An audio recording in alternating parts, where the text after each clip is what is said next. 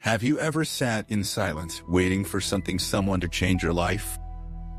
Maybe you didn't say it out loud, but deep down, a quiet part of you hoped. One day, the pain will ease. One day, the right person will show up. One day, the opportunity will knock. One day, someone will save me from this. That hope can feel warm, like a comfort blanket on a cold day. But it's a lie.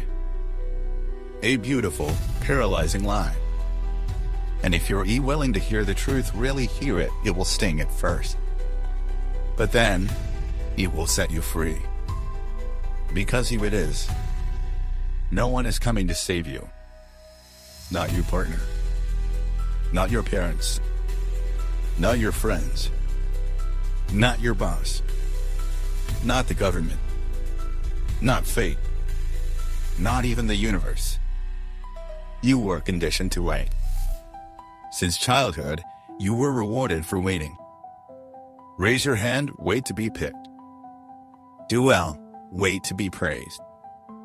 Get hurt, wait for someone to help. Feel lost, wait for someone to guide you. And so you learn it, wait reward. Wait approval. Wait rescue. But life doesn't work that way. Life isn't school. There is no bell that tells you it's time. No authority that hands you your path.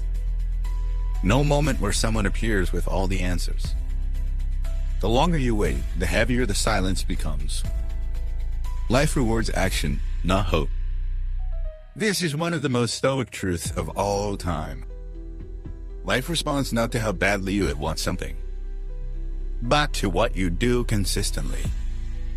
Epictetus didn't say, freedom is found in hoping for change. He said, freedom is the recognition of what is within your control. And here's the punchline. The rescuer you're waiting for, that's you. Not the version of you in 5 years.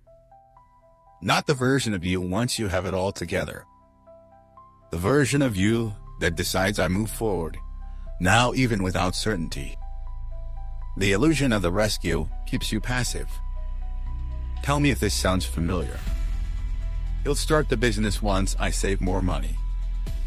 He'll set boundaries once I'm more confident. He'll get healthy once I feel ready. He'll leave this toxic space once something better shows up. These sound logical, but they're delayed courage disguised as planning. Stoicism teaches that hesitation isn't humility, it's avoidance. The moment you require external permission, you've already lost your power. So here's the pivot. You don't need anyone's permission to change your life. You need a decision, followed by action. Responsibility is not a burden, it's liberation. The first time you hear no one is coming, it feels cold. But the second time it feels empowering. Because if no one is coming, then you don't have to wait. You don't have to impress. You don't have to win someone else's approval to begin. You get to choose your next step. And nothing, absolutely nothing, is more powerful than that. Marcus Aurelius reminded himself daily. You have power over your mind, not outside events. Realize this, and you will find strength. That's not a slogan. It's a strategy. Every step forward you take without being rescued is sacred. Think about this. When you go to the gym without motivation, when you speak your truth without approval, when you create without praise, when you move forward without knowing where it leads, you become the very person you were hoping would save you. Strong, grounded, capable, unshakable. This is where your real life begins. Not when someone shows up. Not when conditions are perfect. Not when fear disappears. But the exact moment you say, I go first. I face the hard thing. I take the step. I let myself And then, the world begins to respond not with magic, but with momentum. Let's pause here. Let this truth land. Because if you truly accept that no one is coming to save you, then you no longer have to wait. Not for the right time. Not for the right mood. Not for the right person. You can begin now. And that's the most dangerous, beautiful thing you can do. It might sound harsh, crude, even unfair, but it's one of the cleanest truths you'll ever face. Life is not emotional. Life is responsive.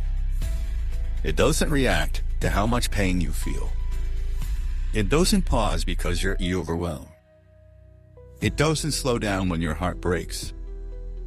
It doesn't say, "You've been through a lot, let me give you a break." No. It watches. And it responds. To what? To movement. To behavior. To action. Your emotions matter, but they don't move reality.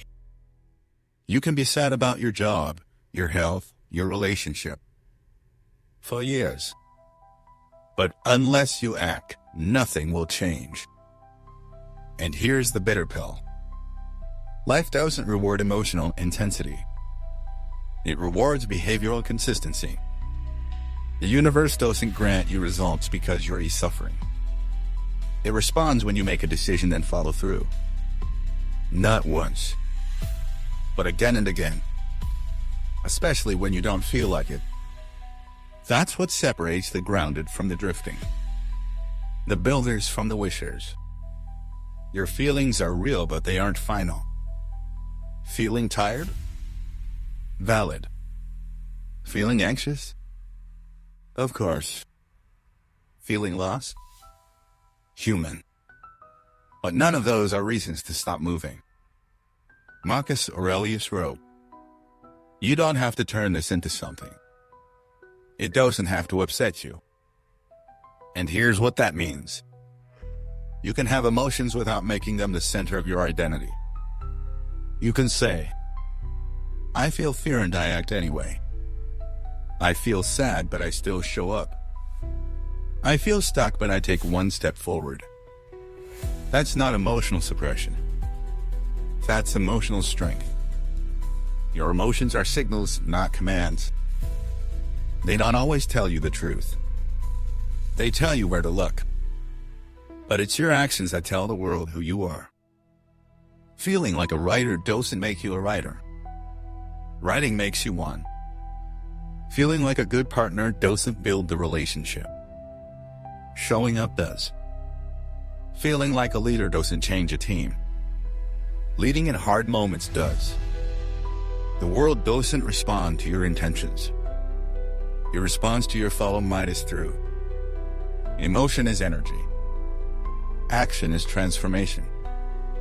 The Stoics weren't emotionalists. They felt everything, but they filtered every emotion through reason, then chose the action that best aligned with their values. Because they knew, if you let emotion drive the car, you'll crash. But if you listen to emotion and let reason hold the wheel, you'll arrive where you want to go. The pain isn't the problem. Your response is. Pain is part of life. Struggle is the path. Setbacks are normal. But the question is always, what will you do next? Let it define you. Or refine you?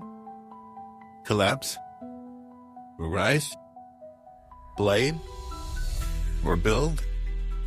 You choose. And every choice builds your momentum or breaks it. Feel everything. Then move. Cry. Scream. Sit in the dark for a bit.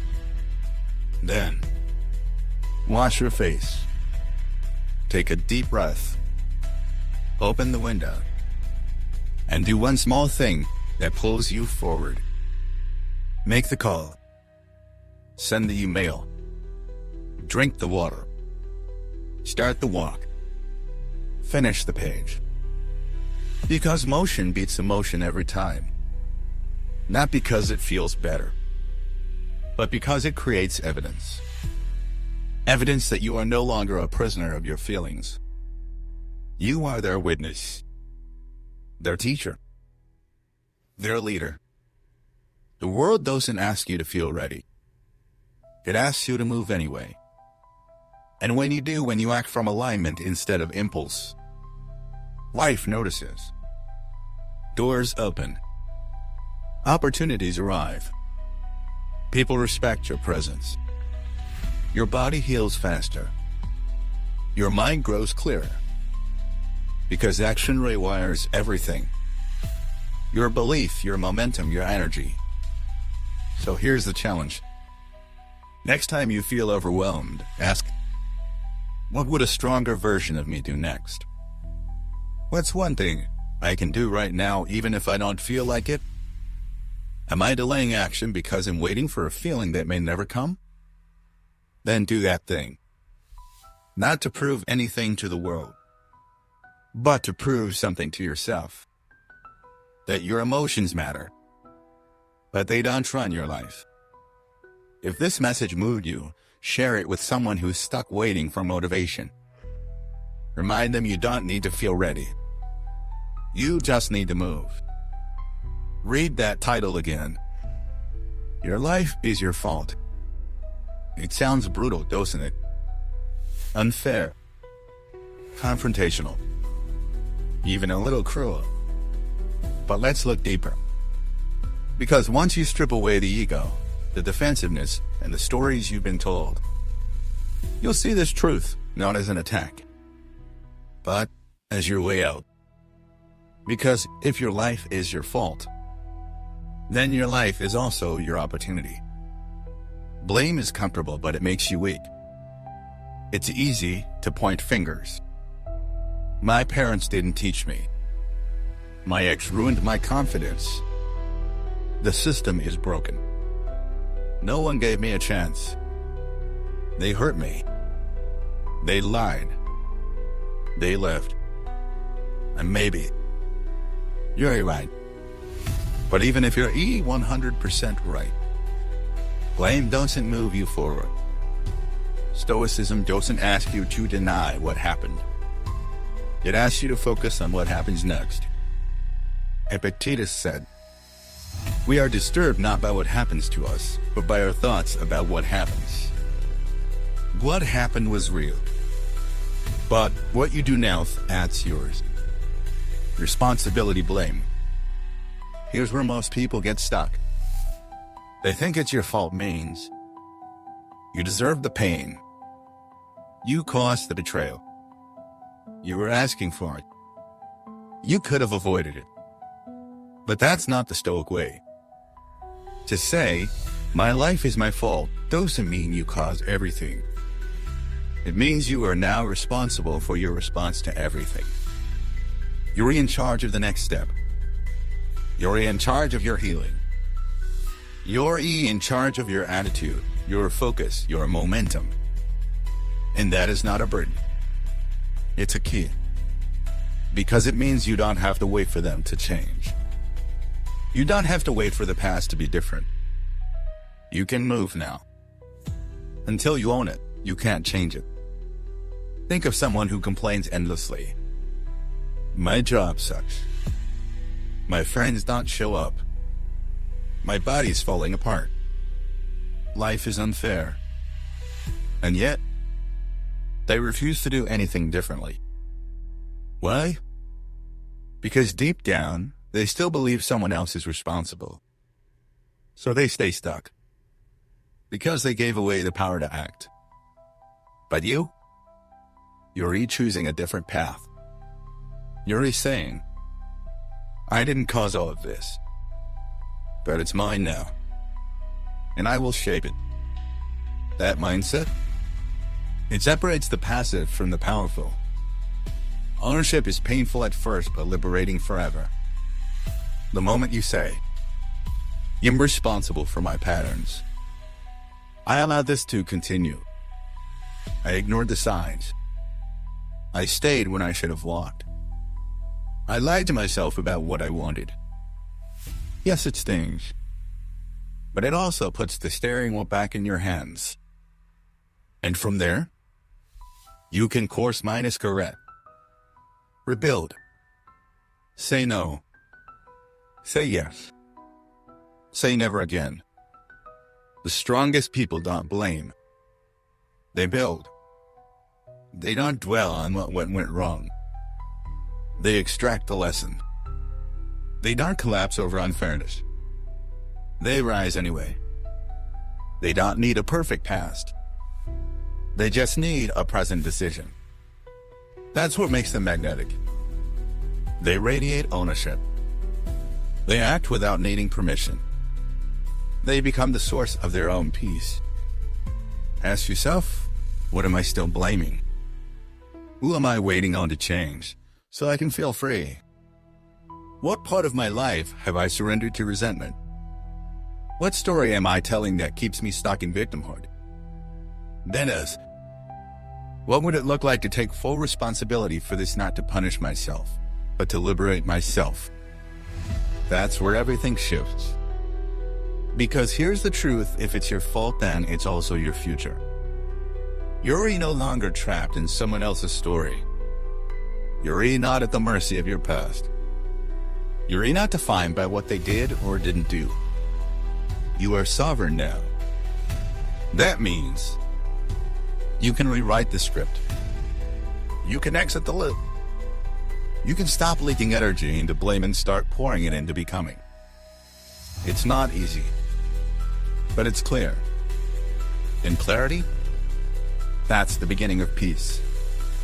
If this landed deep, send it to someone who needs to hear the truth, even if it stings. Because the truth that stings is the same truth that sets you free. Let's get right to it. You will die. Not someday. Not eventually. Not if things go wrong. You will die. And you don't know when. It could be 60 years from now. It could be next winter. It could be tonight in your sleep. And the question isn't meant to scare you. It's meant to wake you. Because death, when accepted, not feared, becomes the most powerful motivator on earth. Most people live like they live forever. They delay what matters. They avoid the hard conversation. They scroll endlessly. They pretend there's always more time. And then one day there isn't. And the only thing more painful than dying is dying with regret. Stoic philosophers knew this intimately. That's why Seneca wrote, "You are afraid of dying. But come now, how is this life of yours anything but death?" That wasn't poetic. It was practical. He meant if you're not truly living, then you're already dead. You don't need more years. You need more elevates in the years you have. You think you have time, but you don't.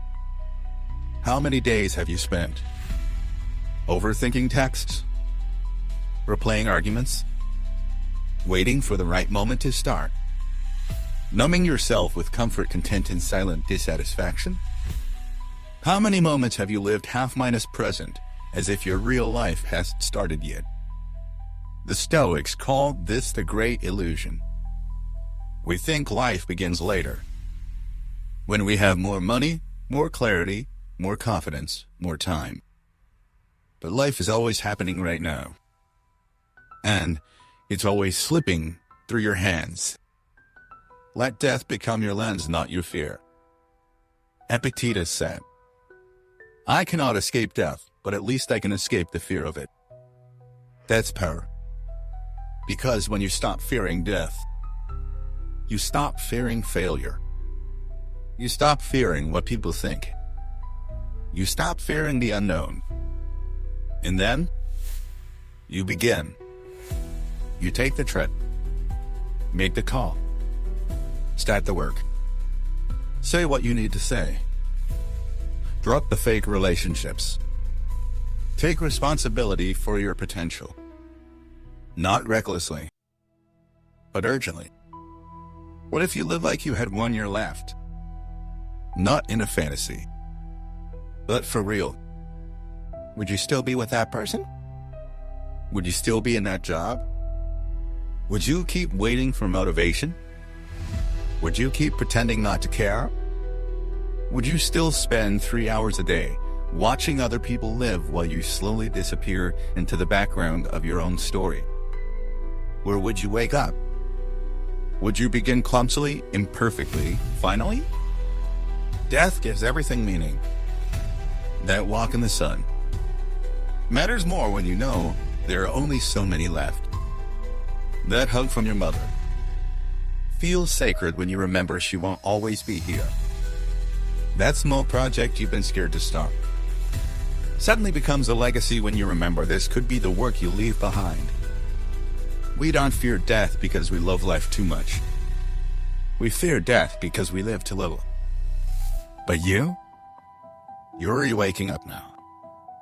Memento mori, remember you will die. This wasn't a morbid phrase to the Stoics. It was a mantra, a reminder, a compass. It brought clarity. Because if today was your last day, would you still be stuck in indecision? Would you still stay silent? Would you still wait? Or would you move? Would you begin? That's the point. Not to rush, but to prioritize. Not to panic, but to choose.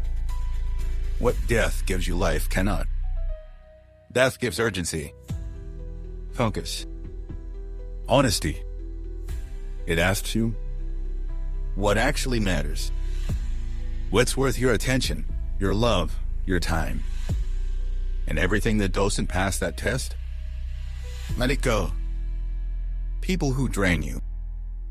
Goals that aren't yours.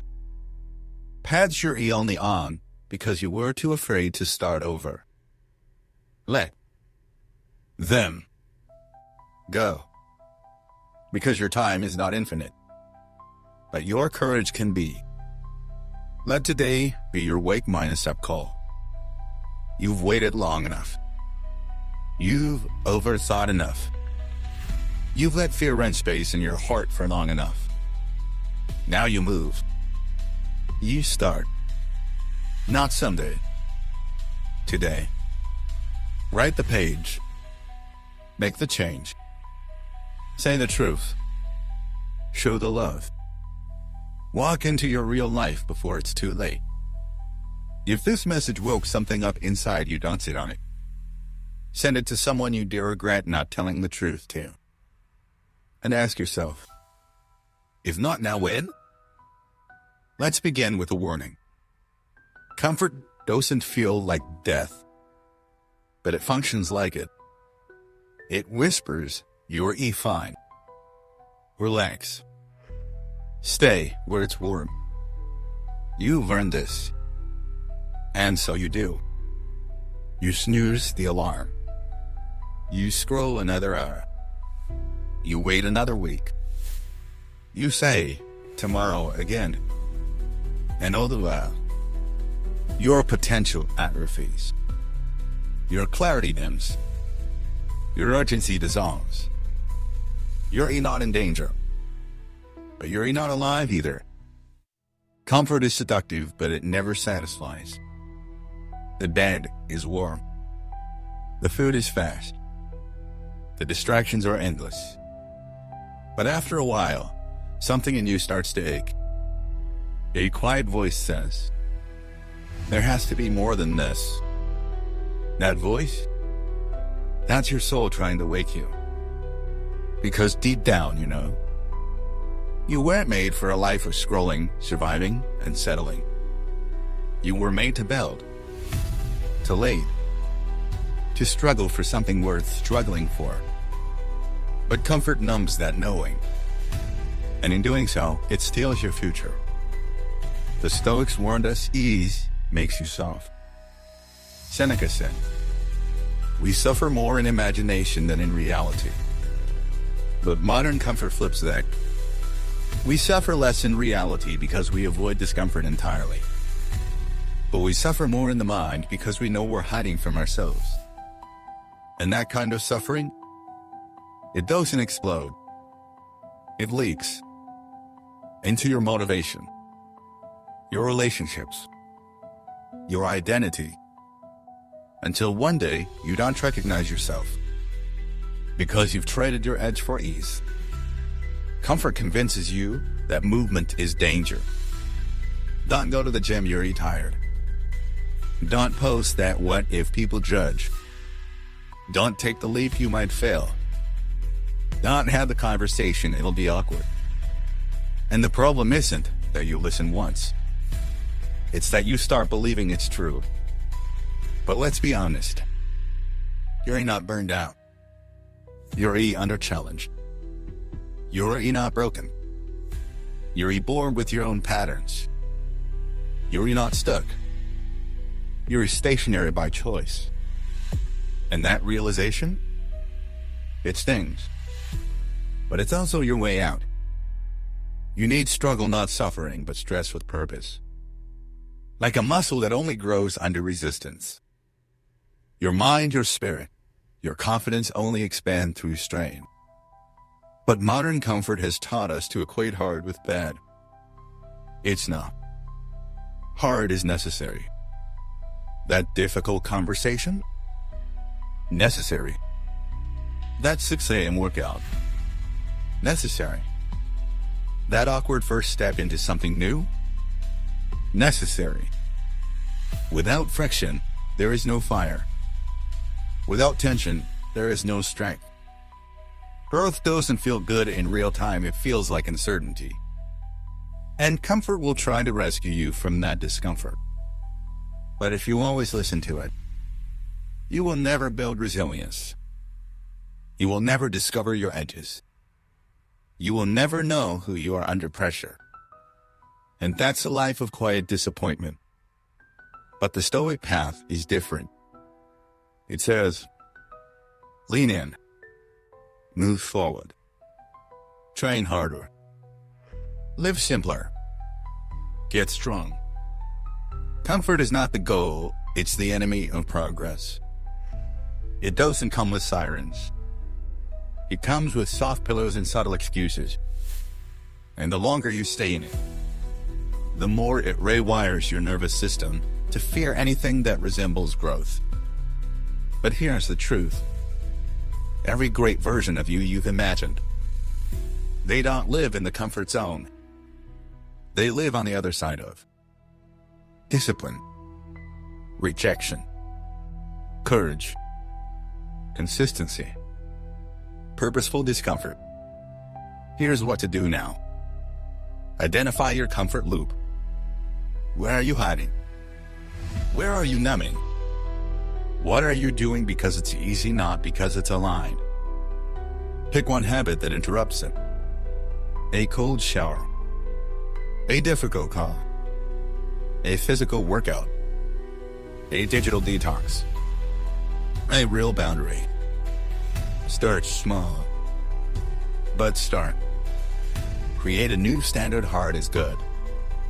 Not because you like suffering, but because you respect strength. And strength only comes from friction. This isn't about shame. It's about awakening. You've been too safe, too still, too distant from your edge. It's time to return to discomfort on purpose. To rebuild your grit. To train your body. To sharpen your mind. And you don't need to make it perfect. You just need to make it real. If this stirred something inside, you send it to someone you know is stuck in just fine. And remind them, comfort feels like peace, but it acts like paralysis. Don't trade your fire for a cushion. Don't die in the warm place you never dared to leave. There's a moment in life when you have to face it. Not everyone will grow with you. Not everyone will rise when you rise. Not everyone will get it. Not everyone will try. Not everyone will meet you halfway. And for a while that hurts. You want to bring them with you. You want them to evolve, to see what you see, to believe what you now believe. But here's the truth. Most people won't change. Not because they can't, but because they won't choose to. And the longer you wait for them, the more you delay your own transformation. The desire to see others grow is beautiful, but it can also be a trap. It keeps you anchored to people who make excuses. It ties your emotional energy to someone else's stagnation. It keeps you repeating the same conversations, hoping this time it'll land. But it won't. Not because they're bad, but because they're comfortable. And comfort rarely chooses courage. So while you're trying to fly, they're building bigger cages. While you're chasing clarity, they're doubling down on denial. While you're breaking cycles, they're defending them. Let them go. Lovingly, but clearly. This doesn't mean you stop caring. It means you stop carrying them. Stop shrinking to stay relatable. Stop diluting your truth to protect their feelings. Stop playing small just to make them feel big. Because here's the thing. You can't drag someone to growth. You can only walk your path and let your life be the invitation. But they have to RSVP. They have to choose. And if they don't, you keep walking. Marcus Aurelius reminded himself, the impediment to action advances action. What stands in the way becomes the way. And sometimes, what stands in your way is your own refusal to let go of people who've stopped walking. You think loyalty means staying no matter what. But Stoicism teaches a different loyalty to truth, to growth, to your highest self. That version of you, it doesn't wait for people to catch up. You are not here to convince, you are here to evolve. You are not here to argue people into healing. You are not here to beg them to treat you better. You are not here to be the translator of your worth. Your life is your message. Your peace is your boundary. Your presence is your leadership. Let the rest take care of itself. Ask yourself, who am I still trying to fix? Whose validation am I still seeking? Whose potential am I addicted to? Who am I afraid to outgrow? And then ask, what would it feel like to move forward anyway? You're not abandoning them, you're choosing yourself. There's a difference between leaving people behind and leaving behind the version of you that tolerated less than you deserve. Sometimes the most loving thing you can do is to stop enabling someone's stagnation by staying small with them. Your growth might trigger them. Let it. It's their mirror, not your mistake. Your healing might create distance.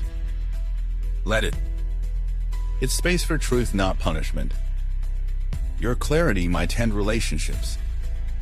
Let it. Better endings than eternal illusions. You deserve people who meet you where you are, not pull you back to where you were.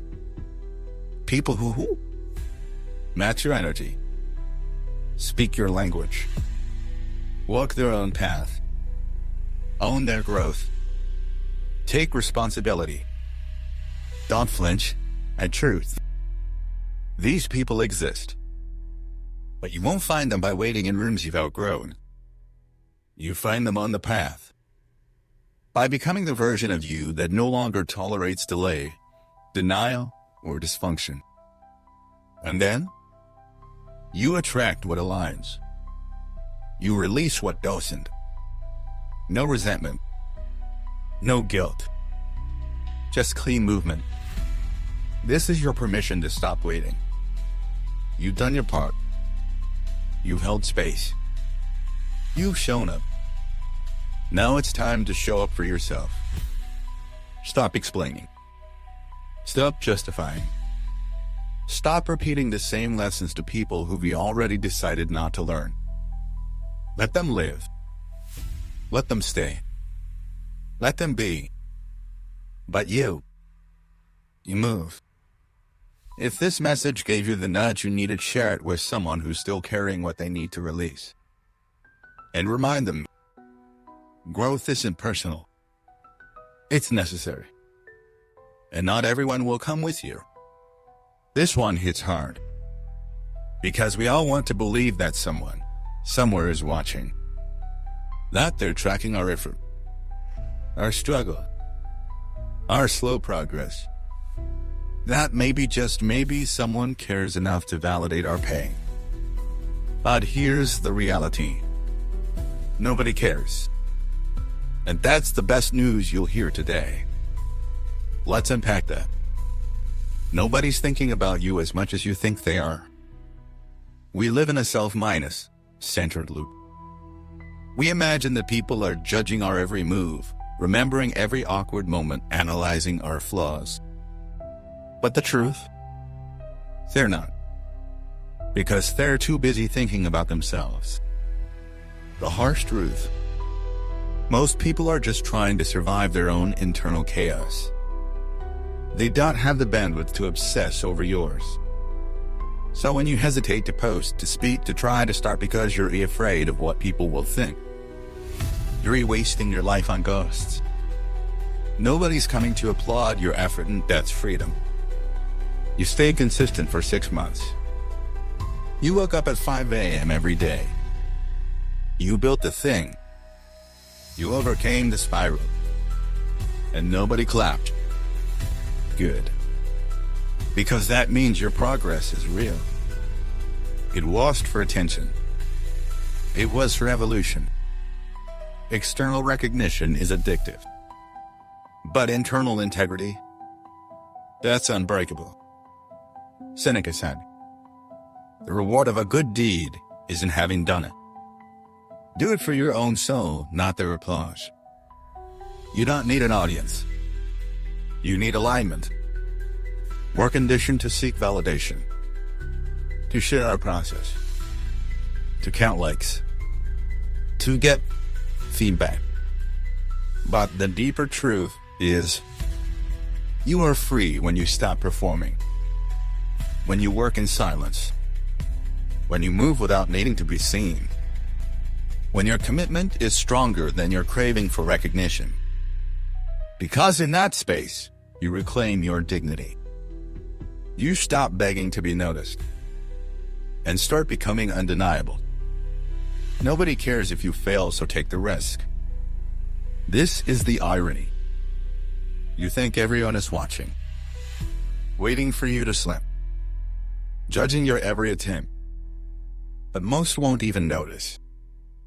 And those who do will forget in 48 hours because their own lives are louder.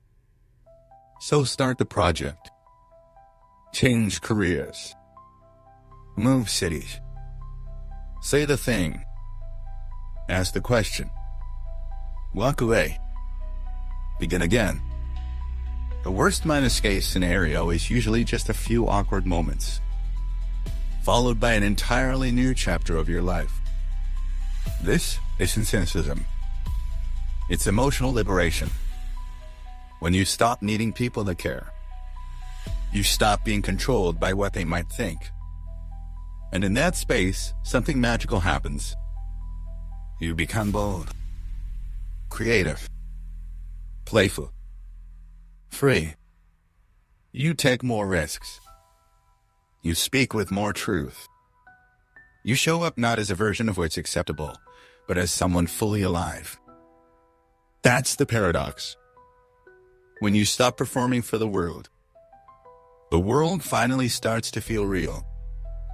And when someone does care, it's real. It's rare. It's enough.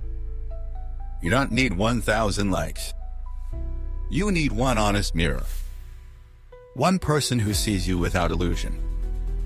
But even that is a bonus, not a foundation. Because the core of your life should be this: I know who I am. I know why I move.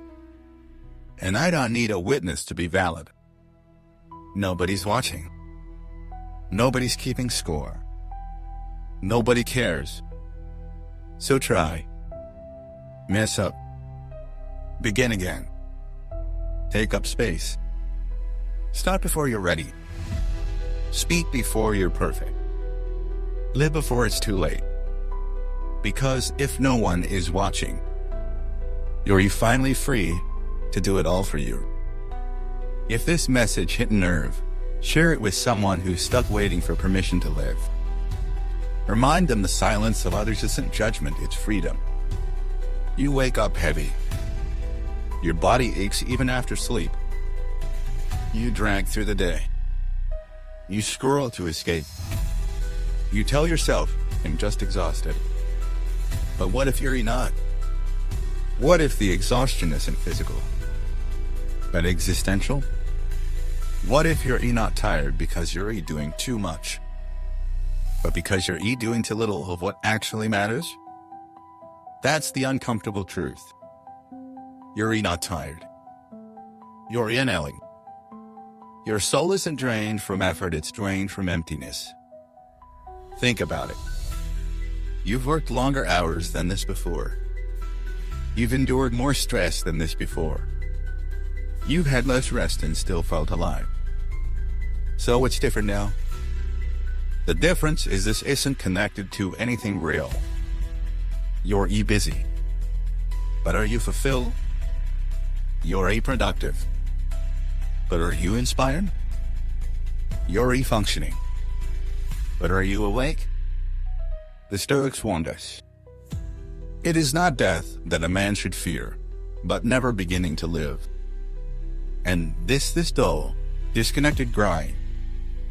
That's exactly what they meant. Fatigue is a symptom. Disconnection is the cause. If you're constantly tired, ask yourself, what am I avoiding? Or have I betrayed my own truth? What dream have I silenced in order to be realistic? What part of me is screaming, this isn't it, and I keep ignoring it? You don't need another nap. You need to wake up. You need purpose, not more productivity. Purpose isn't a job. It's a way of showing up. It's how you answer this moment, this task, this breath. You don't have to find purpose in the mountains of Nepal. You build it with tiny acts of alignment. When your words match your values. When your work expresses your soul. When your choices reflect your truth. When your presence holds integrity. Then, suddenly, you're not tired. You're energized by meaning. Nothing is more exhausting than pretending to be someone you're not. The fake smile. The passive agreement. The filtered version of your truth. The conversations you don't care about. The approval you didn't ask for but keep chasing. All of that is heavy. But when you drop it, when you choose realness over performance, you free up energy you didn't even know was being drained. Your nervous system calms. Your clarity returns. Your creativity flows. Because you're finally being you. And nothing feels more energizing than that. Do hard things for the right reasons. You're not lazy. You're uninspired by what's in front of you. But here's the twist. The solution isn't to quit everything and chase a new fantasy. The solution is to infuse what you do with purpose. You don't need a new job. You need a new level of ownership. You don't need a new life. You need to meet your current one with deeper intention. Clean the room like it's sacred. Answer the call like it's divine. Write the sentence like it matters. Suddenly you're not tired. You're charged with meaning. Don't wait for purpose, create it. We think purpose is something that arrives fully formed. It's not. It's something you earn through alignment, action, and honesty. You live your way into purpose. One courageous step at a time. You try. You fail. You refine. You move. You listen. You adjust. And along the way, your energy returns. Because you're no longer walking in circles. You're walking a path. You're not tired. You're under minus express. You've been biting your tongue, suppressing your creativity, settling for shallow, tolerating noise, avoiding depth. And now your spirit is weary from waiting. Waiting for permission. Waiting for inspiration. Waiting for safety. But here's the truth. The longer you wait, the heavier it gets. So begin. Express. Create. Speak. Move. Build. Love. Lead. Not to be productive. To be alive. Let purpose be the cure for your fatigue. Don't chase energy. Chase alignment. Because when you live from truth, there's a fire that coffee can't give you. A clarity no vacation can offer. A lightness no sleep can replicate. That's what you've been missing. And that's what you're about to reclaim. If this spoke directly to your soul, send it to someone who keeps saying, "I'm just tired," but you know it's something deeper. Because they're not exhausted. They're under minus utilized. Under minus inspired. Under minus awake. You've started waking up. You've accepted the harsh truths. You've begun shifting your mindset, reclaiming your power, taking action. But there's one brutal, often overlooked truth that many never want to admit. You cannot heal in the same environment that made you sick. You can't grow in a place that rewards your silence. You can't find clarity in a space designed for confusion. You can't evolve if everything around you is engineered to keep you exactly where you were. This isn't just philosophy, it's neuroscience. It's survival. It's self minus respect. Your nervous system remembers what your mind tries to rationalize. The place you feel small, you shrink. The people who mock your dreams, you second minus guess yourself. The routine that numbs your mind, you become dull. A relationship that thrives on guilt, you forget your worth. Even if you've changed on the inside. If your outer environment is toxic, distracting, chaotic, or emotionally unsafe, it will drag you back. Because your environment doesn't just surround you. It shapes you. The Stoics practiced environmental awareness. They didn't rely solely on mental strength. They chose their company wisely. They limited exposure to gossip, noise, and decadence. They removed themselves from distractions and shallow crowds. Marcus Aurelius wrote, "Be tolerant with others, but strict with yourself." Translation? Be compassionate toward those who don't walk your path, but ruthless in curating your space, your inputs, your habits. Because healing isn't just a personal decision. It's an environmental negotiation. Healing requires disruption. It might look like leaving the room when gossip begins, logging off the app that keeps you in comparison loops, ending the friendship that only exists to complain, saying no to family patterns rooted in manipulation, moving to a quieter, simpler space even if it's uncomfortable at first. It's not about running away. It's about creating a new context. One where the version of you that's trying to emerge actually has room to breathe. Your healing self and your wounded self need different surroundings. The wounded you may have needed constant stimulation, codependent connections, easy distraction. But the healing you needs stillness, needs honest mirrors, Needs boundaries that don't apologize. Needs environments where truth is normalized, not avoided.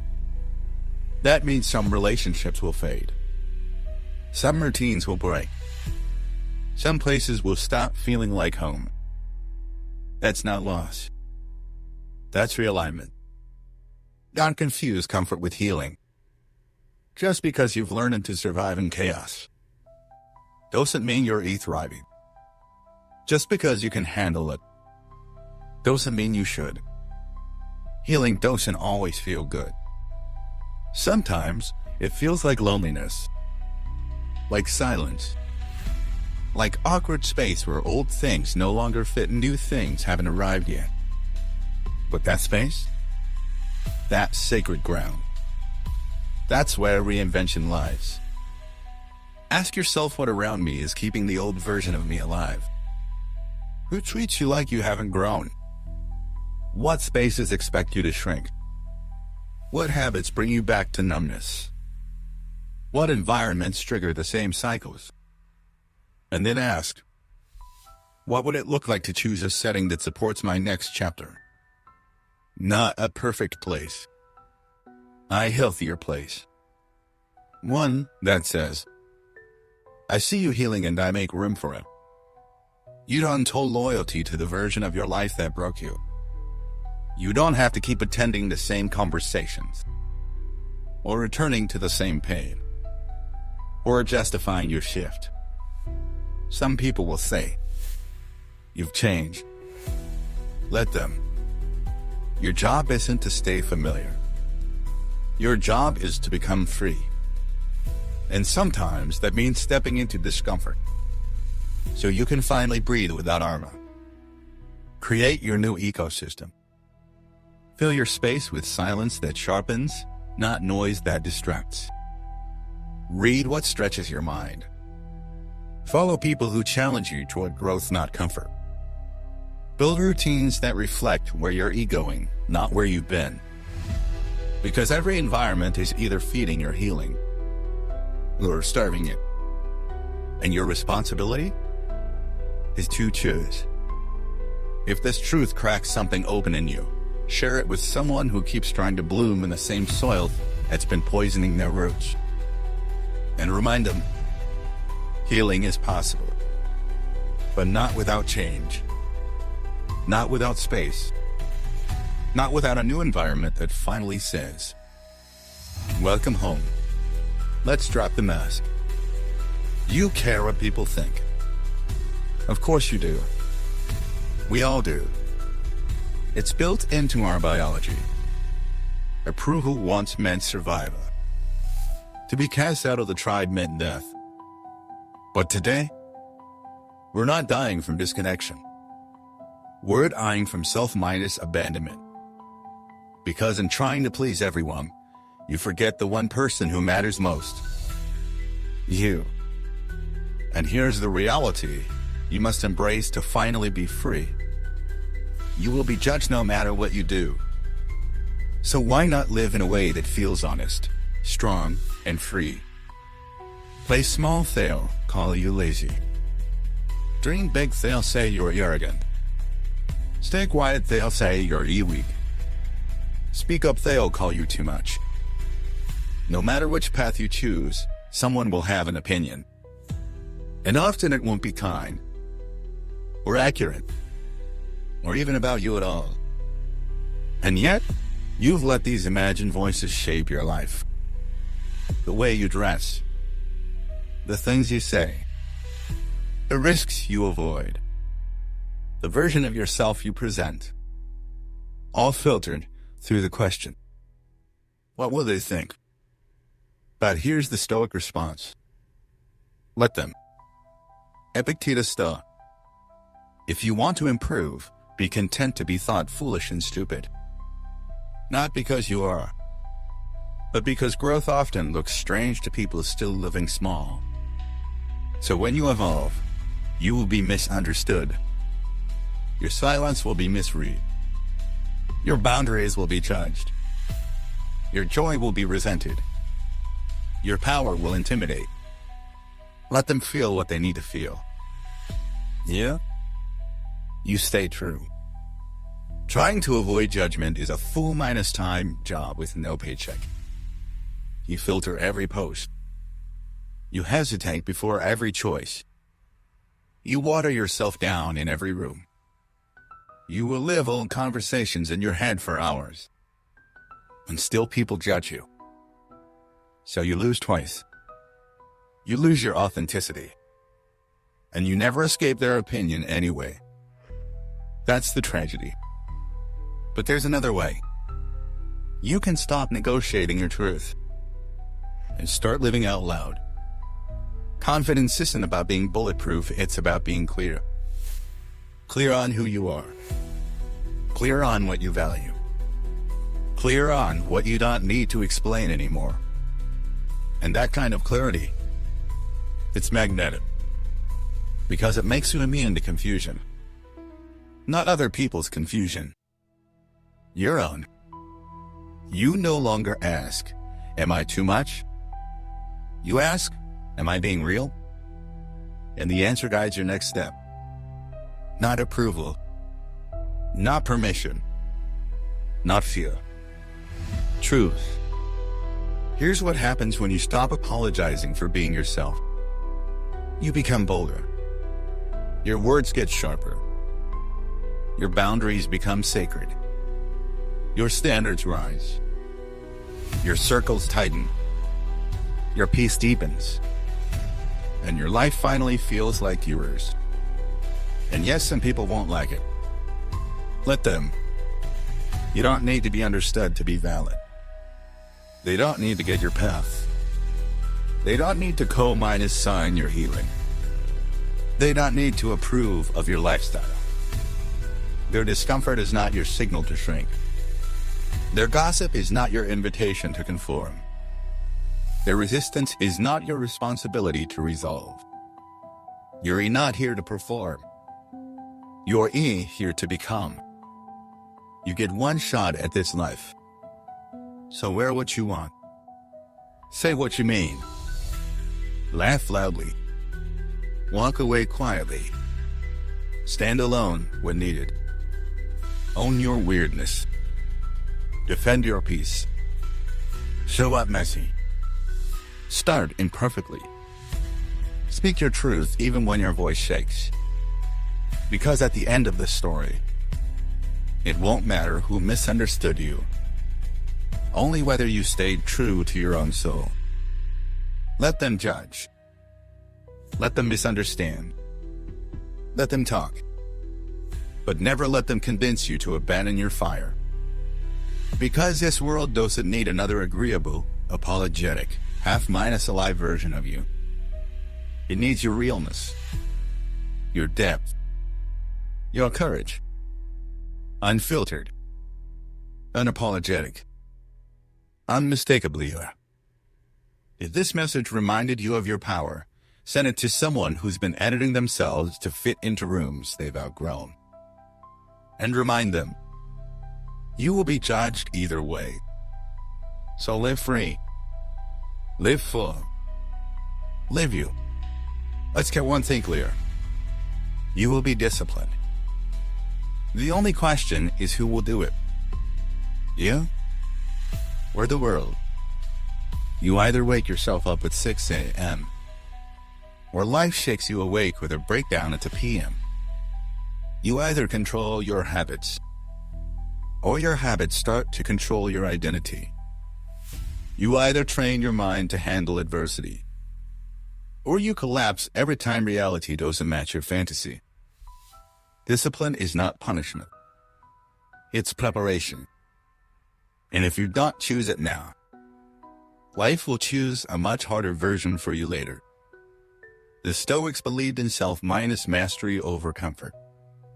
Not because they wanted to suffer, but because they knew ease creates illusion. Discipline creates freedom.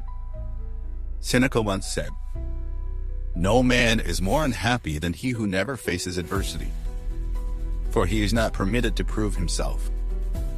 In other words, the pain you avoid today becomes the weakness you regret tomorrow.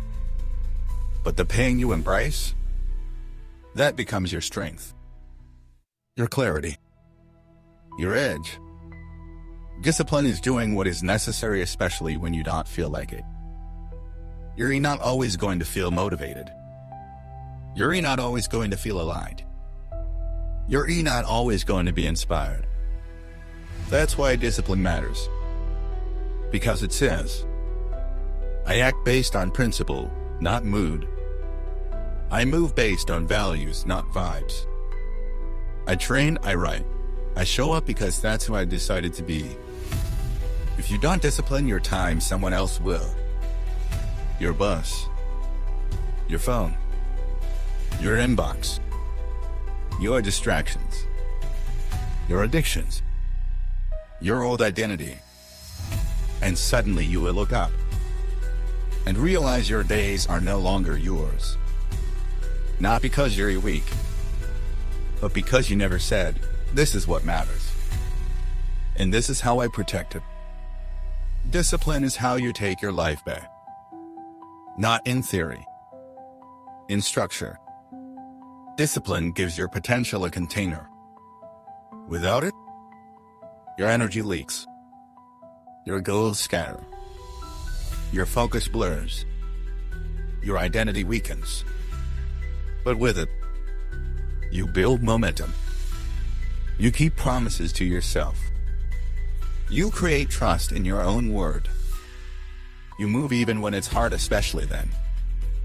That's where confidence comes from. Not from hype. From self minus integrity. But I don't feel ready. Of course you don't. Because your current identity is rooted in comfort. Discipline kills that identity, so a stronger one can take its place. In that process, it feels like death. The death of excuses. The death of victimhood. The death of potential that never got tested. But that death is also a rebirth. Discipline isn't about restriction, it's about intention. When you wake early, say no to cheap dopamine. Train your body.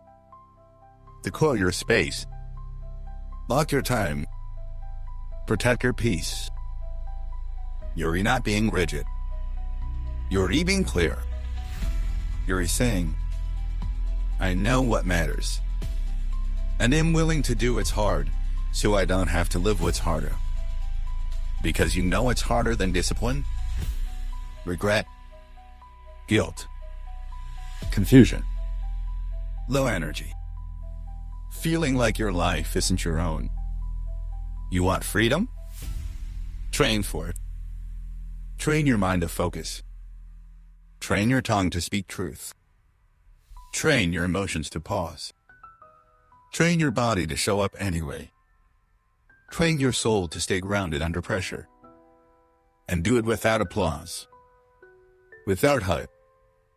Without waiting for the perfect time. Because real freedom isn't found in a vacation or a vision board. It's found in what you do daily. You don't rise to your goals. You fall to your systems. So build a life that reinforces strength. Let your calendar reflect your values. Let your space reflect your standards. Let your habits reflect your future. And let your discipline be the quiet revolution. That changes everything without needing to say a word. If this struck a nerve, send it to someone who's waiting for motivation, but what they really need is structure. Then remind them, discipline is not the enemy of freedom. It's the engine of it. Let's end where most people never begin. Here. Now. With the truth staring you in the face. You've waited. You've doubted. You've second-guessed, procrastinated, prepared, and hesitated. You've told yourself stories. You'll start when I have more time. I just need to be in the right headspace. Once things calm down, it'll begin. But deep down, you know the truth. You could have started already. You could have written the first page, made the first move, spoken the truth, joined the gym, ended the cycle, created the thing. And one day, maybe soon, maybe far off, you'll look back and realize the only thing you ever needed was to stop waiting for permission. Regret doesn't come from failure. It comes from avoidance. You won't regret trying and falling short. You'll regret silencing your own potential. You won't regret saying how you feel. You'll regret all the things left unsaid. You won't regret building the thing that flopped. You'll regret never finding out what you were capable of. That's the great irony. You think starting is risky, but not starting is the biggest risk of all. Because it robs you of the one thing you can never get back: time. Time will pass anyway. Whether you take action or not. Whether you change or not. Whether you rise or stay still. 30 days from now, it will still be 30 days later. The question is, will you be 30 days deeper into your purpose? Or 30 days deeper into your excuses? The Stoics believe the only time we truly own is right now. Marcus Aurelius reminded himself, "Do not act as if you were going to live 10,000 years. Death hangs over you. While you live, while it is in your power, be good." And, in today's words, do the thing. Start the journey. Speak the truth. Begin your life. Stop worshiping someday. Someday is a thief. It steals your courage. It delays your destiny. It keeps you stuck in preparation mode, perfecting plans you'll never execute. But the life you want, it doesn't respond to plans. It responds to movement. Imperfect. Messy. Honest. Immediate. And there's no better day for that than today. You're not behind your E, just on pause. And pause is a choice. So unpause. Start with what you have. From where you are. Without waiting to feel ready. Because readiness is a myth. No one feels ready when they start. They become ready by starting. Let's get specific. The business you want to build. Buy the domain. The body you want to rebuild. Take the walk. The boundaries you need to set. Speak the words. The skill you've been avoiding. Open the tutorial. The story you need to write. Open a blank page. The toxic pattern you're stuck in. Leave the room. Do something. Do anything. But do not stay here. Not another day. You're closer than you think. You keep telling yourself you need another breakthrough. Another download. Another sign. But the truth is, you've already outgrown the waiting. You're just afraid of what comes next. And that's okay. Fear is part of every beginning. But so is power. And once you move, that power activates. One day, you'll wish you started today. So don't let this be another message you nod at, then scroll past. Let it be the moment. The one you remember a year from now. As the moment everything shifted. Not because life suddenly got easier, but because you stopped postponing who you were meant to become and started. If this entire journey from part 1 to here has stirred something in you, don't let it fade. Save it. Share it. Revisit it. Live it. Because transformation doesn't happen all at once. It happens moment by moment, choice by choice. And now you've got the truth. The path. The fire. There's only one thing left. Move.